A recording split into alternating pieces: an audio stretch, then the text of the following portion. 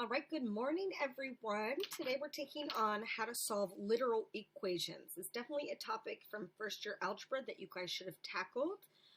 All you're doing differently is you're looking at an equation that is made up of mostly variables, and you are asked to isolate a different variable. So it's useful when we're talking about formulas, especially the ones that we've been using lately in our surface area and volume unit. If we want to isolate a different variable instead of surface area, maybe we want to solve for the radius or we want to solve for the height instead.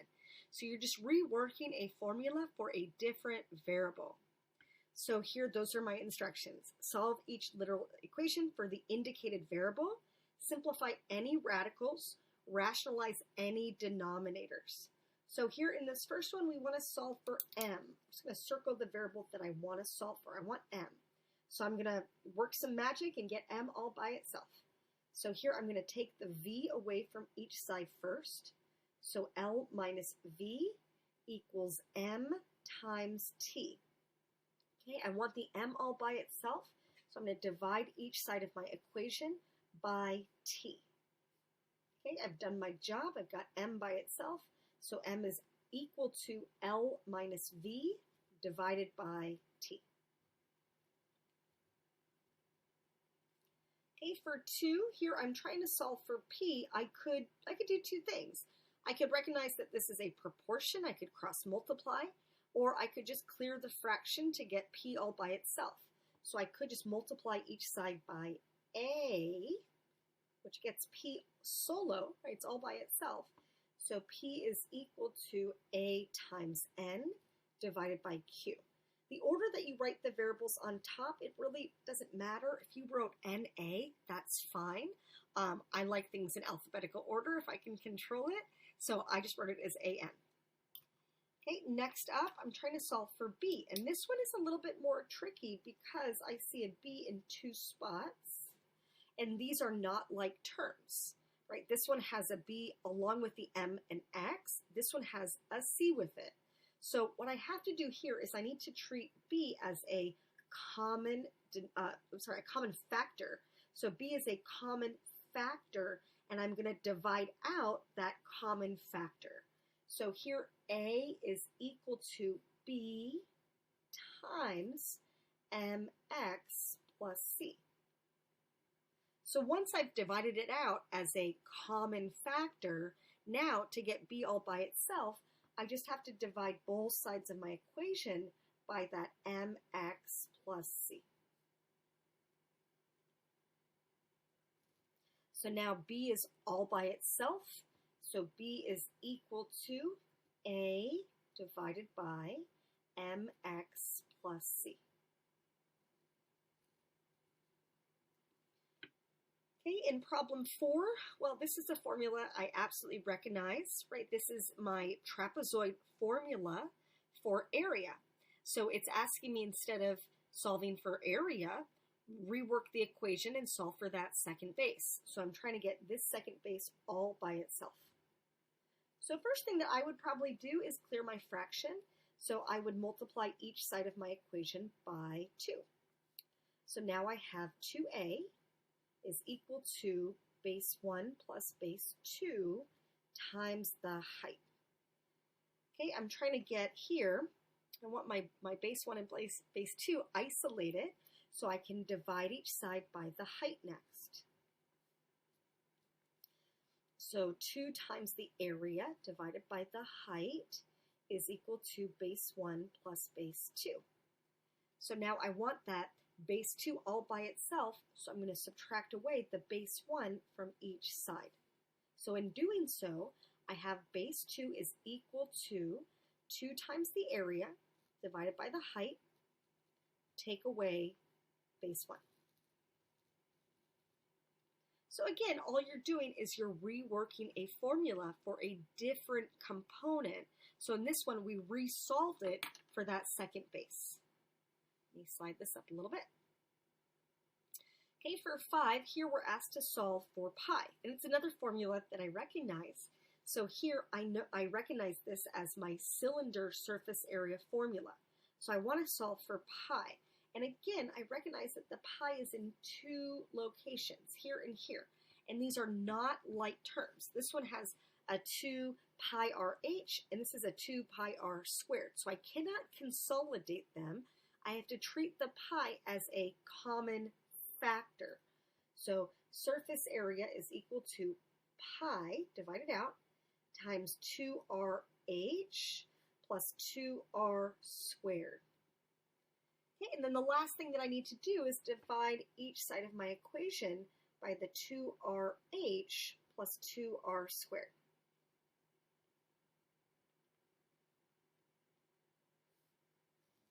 And I've done my job. Pi is by itself. So pi equals the surface area over 2rh plus 2r squared.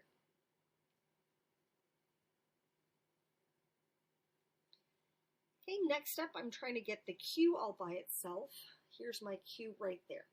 So first thing that I would do is I would clear my fraction, multiply each side by w.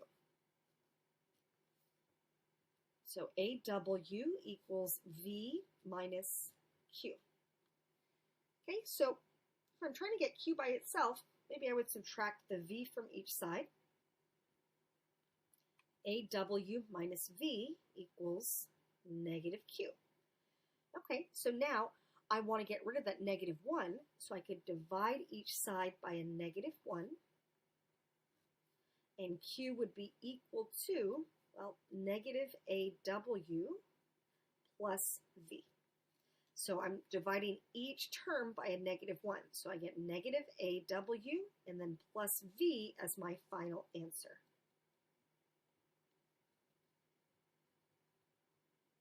If I wrote that as V minus AW, no problem, it's the same thing. All right, next one here is a conversion formula. Right here we have Fahrenheit in terms of degrees Celsius. Can we do it in reverse? So here we want to solve for C. We want to solve for Celsius. We want to get the C all by itself. So here what I want to do is I want to first take away the 32 from each side. So F minus 32 equals 9/5 times C. So now from here, if I want to get that 9/5 away, I can multiply each side by its reciprocal, which is 5/9. So Celsius is equal to 5/9 of degrees Fahrenheit minus 32, just like that. So I could leave it like that because I have done my job. I've gotten the C all by itself. I could also distribute that 5/9, and I could leave it as 5/9 F minus 160 over 9. Right? That would be fine also. All right, for 8, here D is equal to the square root of x squared plus x squared plus x squared, and we want to solve for x. So right away I can see that these are like terms, so I can actually combine them and write it as 3x squared underneath the radical. Okay, from here I might think, well, I can simplify that. So maybe I would go there. I would say, well, I have a pair of x's, so D is equal to x root 3. So maybe that's my thought process of where to go from here. So D is equal to x times the square root of 3. And then I want x all by itself, so I can divide away that square root of 3 from both sides. Right? So now x equals D over the square root of 3. But I don't like leaving a square root in the bottom of my fraction, so I have to rationalize my denominator and multiply by the square root of 3 over itself. I can multiply any number by 1 and preserve its ratio, and when I have a number over itself, right, that really is just 1. So now I'm going to get that x is equal to D times the square root of 3 divided by 3. All right, flip it over. We have 2 problems on the second sheet. Slide it down. Okay, so here y equals x plus 2 over x minus 4, and we want to solve for x.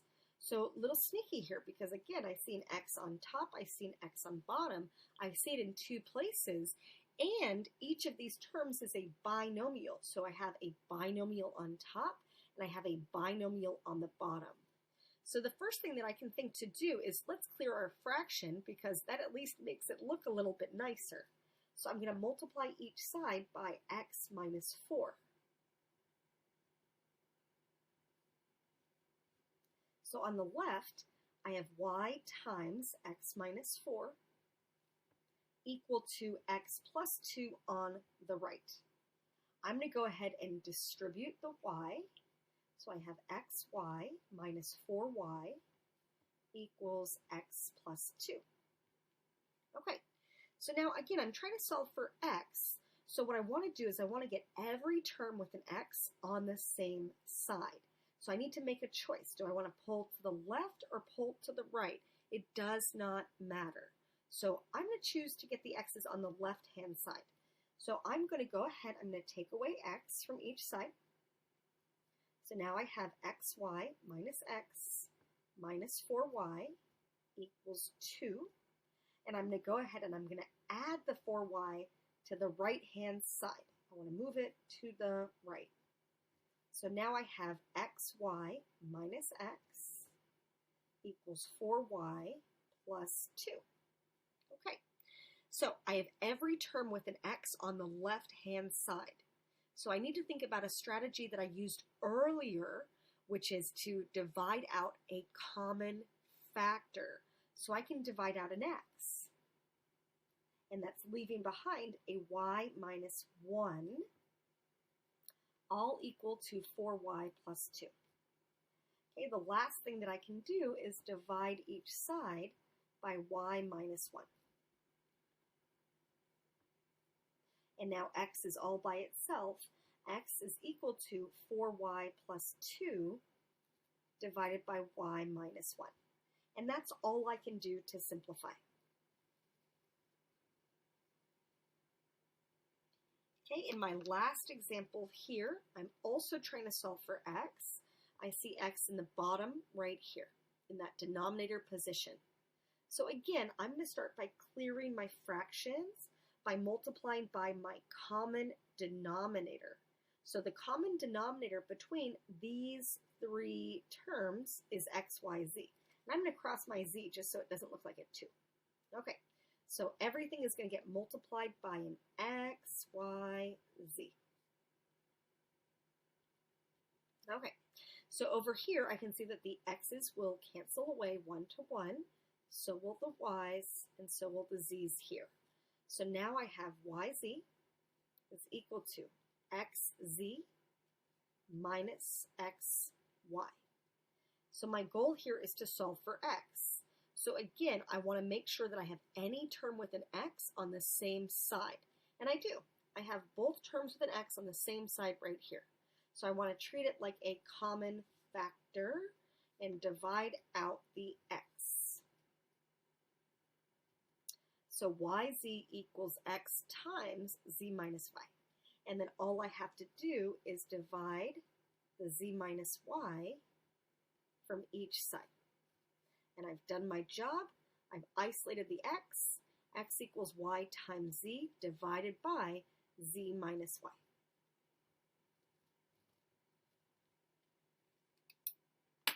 All right, that's all I got for you today. Pretty short and sweet, a nice, short, under 15-minute lecture. Love it. Have a good rest of your day.